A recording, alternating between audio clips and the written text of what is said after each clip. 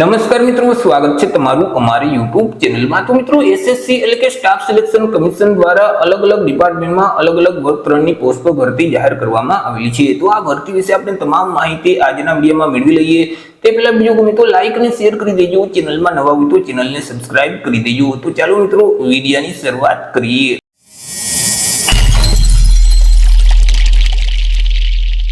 તો મિત્રો આજે ભરતીનું નોટિફિકેશન છે તે એસએસસી એટલે કે સ્ટાફ સિલેક્શન કમિશન દ્વારા જાહેર કરવામાં આવ્યું છે। એસએસસી દ્વારા જે સેન્ટ્રલ ગવર્નમેન્ટમાં અલગ અલગ ડિપાર્ટમેન્ટમાં જે વર્ગ 3 ની જગ્યાઓ ખાલી છે તો તે જગ્યાઓ ભરવા માટે લાયકાત ધરાવતા ઉમેદવાર પાસેથી અરજી ફોર્મ મંગાવવામાં આવેલા છે।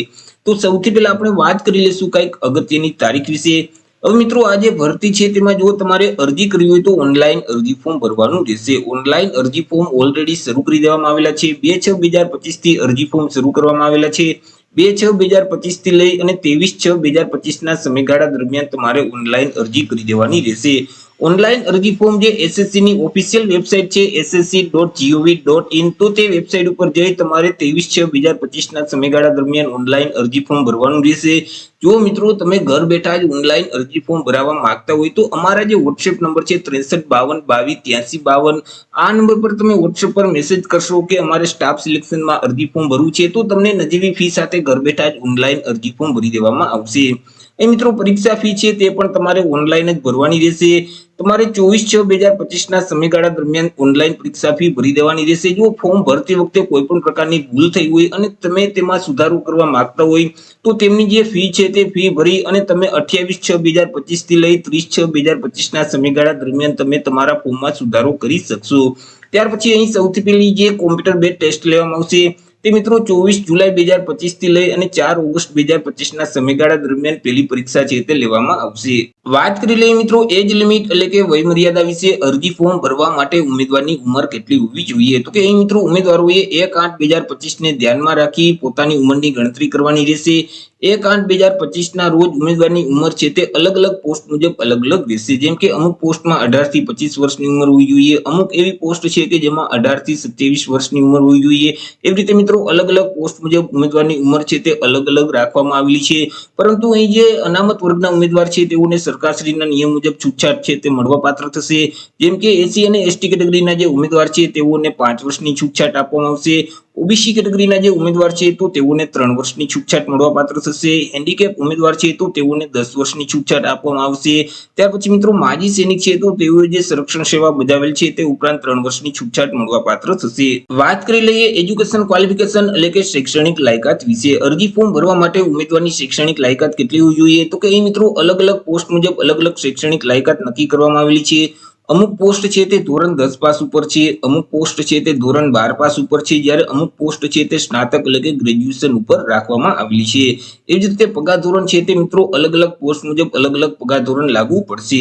વાત કરી લઈએ મિત્રો જગ્યા વિશે કે કુલ કેટલી જગ્યા છે અને કેટેગરી મુજબ કેટલી જગ્યા રહેશે। તો કે કુલ 2423 જેટલી જગ્યા પર આ ભરતી જાહેર કરવામાં આવેલી છે। આ જે 2423 જગ્યા છે તેમાંથી એસસી કેટેગરીના જે ઉમેદવાર છે તેમના માટે 314 જગ્યા છે, એસટી કેટેગરીના ઉમેદવાર માટે 148 જેટલી જગ્યા છે, ઓબીસી કેટેગરીના ઉમેદવાર છે તેમના માટે 561 જેટલી જગ્યા છે, સામાન્ય વર્ગના જે ઉમેદવાર છે તેમના માટે 1169 જેટલી જગ્યા છે, જ્યારે ઈડબ્લ્યુએસ કેટેગરીના જે ઉમેદવાર છે તેમના માટે 231 જેટલી જગ્યા રહેશે।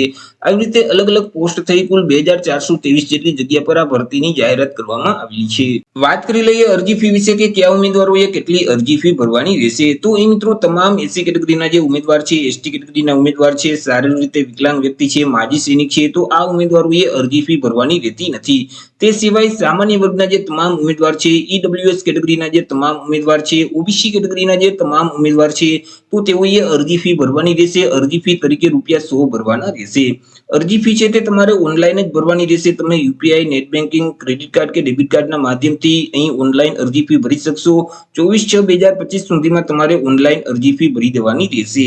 વાત કરી લઈએ મિત્રો સિલેક્શન પ્રોસેસ વિશે કે ઉમેદવારનું સિલેક્શન કેવી રીતે કરવામાં આવશે। તો ઉમેદવારનું જે સિલેક્શન છે તે મિત્રો એક સ્પર્ધાત્મક પરીક્ષાના આધારે કરવામાં આવશે। આ જે પરીક્ષા છે તે ઓબ્જેક્ટિવ પ્રકારની રહેશે એટલે કે તેમાં એમસીક્યુ પ્રકારના પ્રશ્ન પૂછવામાં આવશે।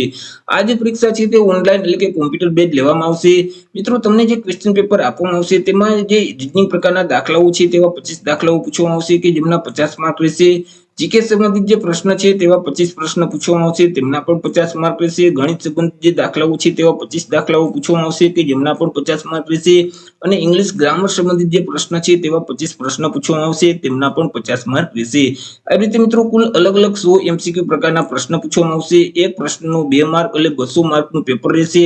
પેપર લખવા માટે તમને 1 કલાક એટલે કે 60 મિનિટનો સમયગાળો આપવામાં આવશે. આ જે પરીક્ષા છે તેમાં મિત્રો માઇનસ પદ્ધતિ લાગુ પડશે. જો તમે પ્રશ્નનો જવાબ ખોટો ટીક કરશો તો તમે જે પ્રશ્નનો સાચો જવાબ આપેલ છે અને તમને 2 માર્ક મળેલ છે તેમાંથી 0.50 માર્ક માઇનસ કરી દેવામાં આવશે. આ જે પરીક્ષા છે તે મિત્રો હિન્દી અથવા તો ઇંગ્લિશ ભાષામાં લેવામાં આવશે. તમે જ્યારે ઓનલાઈન અરજી ફોર્મ ભરશો ત્યારે તમારે લેંગ્વેજ સિલેક્ટ કરવાની રહેશે કે તમે કઈ લેંગ્વેજમાં પરીક્ષા આપવા માંગો છો.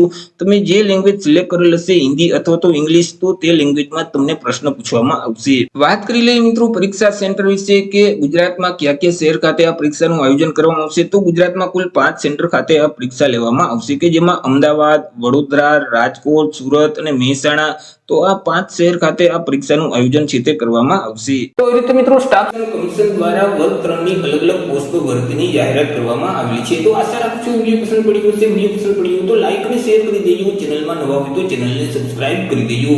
ફરી મળીશું એક નવા ટોપિક સાથે એક નવા વિડીયોમાં. ત્યાર સુધી જય હિન્દ, વંદે માતરમ.